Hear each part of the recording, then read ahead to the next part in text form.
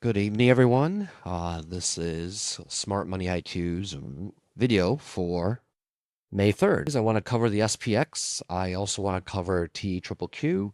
I want to cover BMNR. And I also want to briefly cover IREN, which comes out with earnings. With that being said, what I'm looking at in the broader markets is, we pierced the high. We made a new high on Friday with this candle here. And these are daily candles. And what I noticed was that we went to the highs throughout the day, and at the end of the day, we sold off pretty hard, leaving this negative candle here, which is a little worrisome, but in a way, I'm kind of glad because this market has moved up parabolically with the semis and the memory stocks leading the way. The Qs kind of led the way up, pulled a SPX up. If memory and or the semis falter, then we could see a pullback, which I am looking for and would welcome a pullback at this point, giving me a chance to get in and hopefully giving you guys a chance to get into this upward movement. So a couple of things. Number one, kind of noticing we're still overbought. We've been overbought for quite a while.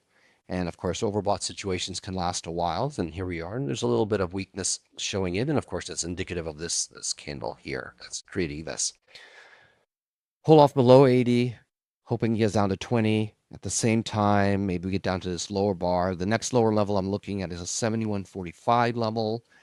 And below that, 7,100. And if that, gets pretty negative, if there's negative news around 7,100, we could get even down to 7,000 even, which would be kind of, there's some support. What used to be resistance is now support, approximately. These aren't perfect.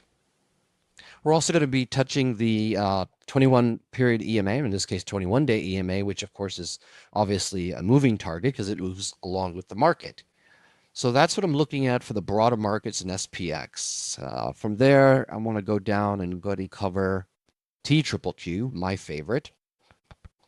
And what I'm looking at, again, we've had some solid days up. It just keeps cranking higher with the Qs dragging up the whole market. Again, memory and semis. If they falter, this thing could fall, which I would welcome.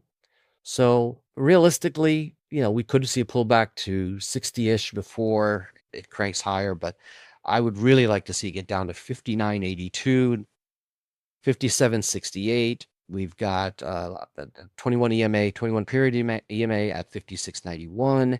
Below that, 55.71. If it does get down to the 55 range, that'd be 10, pretty much 10 points off the highs, which would be quite nice to be able to get back in. I am long a few shares, and I'm also short some puts at 55 in my count. But to be completely straight and honest with you guys, I don't have a lot of positions out there. I've been waiting for a pullback and pretty much sitting on my hands. Again, the stochastics here again are also overbought, so watching those. We'll see what happens tomorrow. The futures are flat to slightly negative to slightly positive, and we'll watch that overnight, but we'll see what happens when the market opens in the morning. Let's go down to BMNR. Now, in this particular case, I'm going to move over to the 130-minute chart. And before I get into that, let me take a look at the weeklies really quick. Okay. On a weekly chart, we can see we're kind of moving just sideways for the most part for many, I don't know, I would say probably a month, maybe more than a month. And we are below the 21 period EMA, which is a 24.74. So I would like to sell calls above 24 on positions I have, and realistically would like to get into positions around 20 or below 20. So on a 130-minute chart, we've got a floor at 21.34 and then another one way down at 20.37. But anywhere in this range is somewhere where I'd like to add a little position around 20, maybe below 20. I do have some puts that I've sold at 20 for this upcoming Friday's expiration. Realistically, this could just come down and bounce off the 21 EMA, which sits at 21.58. We also see we got a nice move off of oversold levels down here. Now we're overbought. And so we could just see this curl over a little bit. This comes down to 21-ish, maybe a little bit lower. And it does trade along with ETH, Ethereum, so we also watch that as well. So that's what I'll be looking for this week. And finally, I wanted to cover IREN. Now, this is a pretty wild stock. We can see it's gone below the 21 sorry, below the 20 on stochastics, which made it oversold. Now it's moving kind of midpoint. It's kind of sold off the high here from late last week, 47.40. Next level, 44.51 would be a good place. And I'm going to wait for after earnings to make a decision on what I want to do with this. I had some 46